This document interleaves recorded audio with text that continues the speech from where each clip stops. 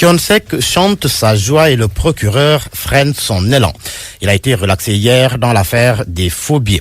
L'Observateur, comme les autres journaux, se fait l'écho du verdict rendu hier par le tribunal. Selon l'Obs, le président Maguette Diop a annulé la procédure en application des dispositions du règlement numéro 5 de l'UEMOA entré en vigueur depuis 2015. Les prévenus n'étaient pas assistés d'avocats dès leur arrestation. Ainsi, Vox Populi souligne que Thion et le Malien Alaï Guité sont libérés parce que leur droit à un avocat lors de l'enquête n'a pas été respecté par la gendarmerie. Résultat, selon les Échos, le juge Maguette Diop déclare nul et de nullité absolue toute la procédure pour non-respect du règlement 5 de l'UEMOA. Et Thionsek est libre. Le journal Le Quotidien titre « Le juge remet Thion sur scène ».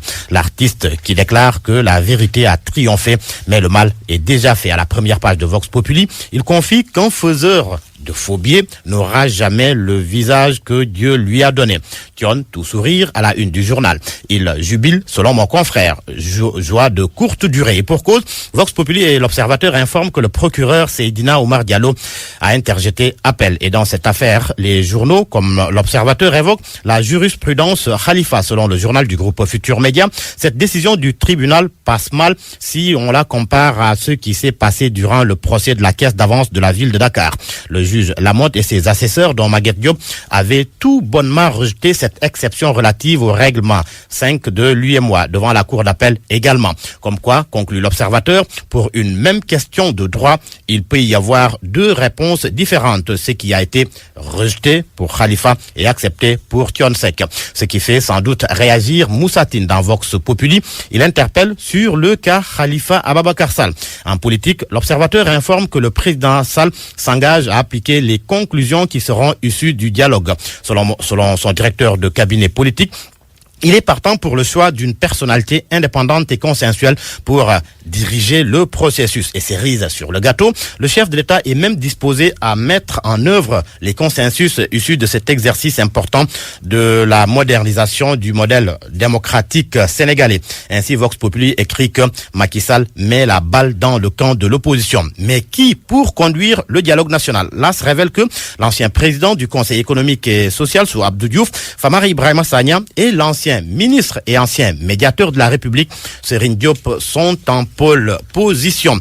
Un coup d'œil dans le journal Source A, l'ancien ministre de la Culture sur le véritable ministère ayant organisé la présidentielle de 2012. La légende de Latif titre, le journal Abdoulatif Coulibaly avait déclaré récemment dans les médias que Cheikh Dieng n'avait pas organisé l'élection présidentielle de 2012 et que tout ce qu'il faisait était convoyé sous la responsabilité du ministre de l'Intérieur, des préfets, des sous-préfets, des gouverneurs et des maires, ce qui n'est pas le cas, souligne le journal Source A qui déclare que d'abord en matière électorale, Cheikh Gueye disposait de l'administration territoriale, il rencontrait souvent les préfets et les sous-préfets, ensuite la DAF et la DGE étaient sous l'autorité directe du ministère des élections d'alors. Enfin, Cheikh Gueye administrait directement le budget de l'élection 2012 sans la moindre influence de Maître Ousmane Ngom.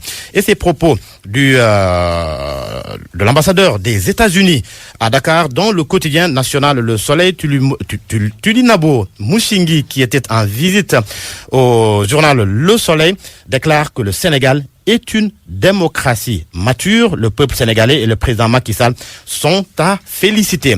On termine par le quotidien Record qui met à sa une photo de l'attaquant parisien Kylian Mbappé qui veut marquer 4 buts aujourd'hui pour obtenir le soulier d'or. Le mondial U20 est également à la une du journal Record. Le Sénégal qui a battu Tahiti 3-0. Les Lionceaux frappent fort d'entrée.